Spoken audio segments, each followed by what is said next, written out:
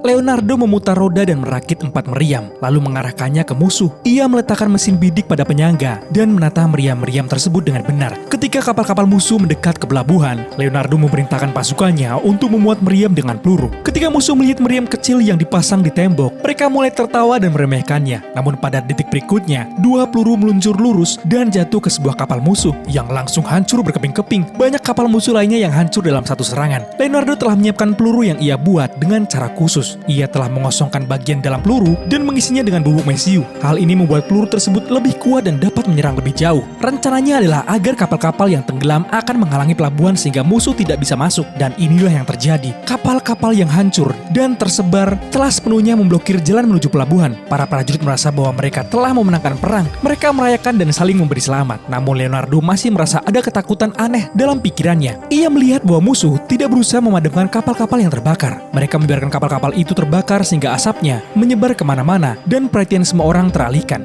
Namun sebelum ada yang bisa memahami apa-apa, semua kapal terbakar habis. Leonardo langsung menyadari bahwa bom-bom berbahaya ditanam di bawah air yang meledak setelah mengenai kapal-kapal itu. Setelah itu, ia melihat bahwa di balik asap, musuh menarik kapal-kapal besar mereka dengan tali dan membawanya ke pelabuhan. Semua ini terjadi di depan mata. Namun karena asap, tidak ada yang bisa melihat dengan jelas. Leonardo segera memperingatkan pasukannya dan memberitahu mereka bahwa mereka telah terperangkap dalam jebakan musuh. Ia langsung mengubah sasaran meriamnya, tetapi saat itu sudah terlambat. Kapal-kapal musuh sudah sampai di dalam pelabuhan dan mereka juga mulai menembakkan meriam mereka. Tembakan meriam mulai merobek tembok benteng. Semua mulai hancur. Meskipun meriam Leonardo juga mengenai sasaran dengan tepat dan jauh, armada musuh sangat besar. Sulit bagi Leonardo seorang diri untuk menghentikannya. Meriam musuh menembak terus-menerus dengan cepat. Ketika Leonardo melihat melalui teropong, ia terkejut. Ternyata meriam yang digunakan musuh adalah desain yang sama dengan yang pernah ia buat untuk melindungi pasukan. Sekarang, pertanyaannya adalah, bagaimana musuh bisa mendapatkan ide ini? Dan siapa yang membuat senjata ini untuk mereka? Semua prajurit sudah siap untuk bertempur di depan benteng dengan pedang. Namun begitu tembok benteng hancur, ribuan prajurit musuh masuk ke kota. Pertempuran sengit pun dimulai di jalan.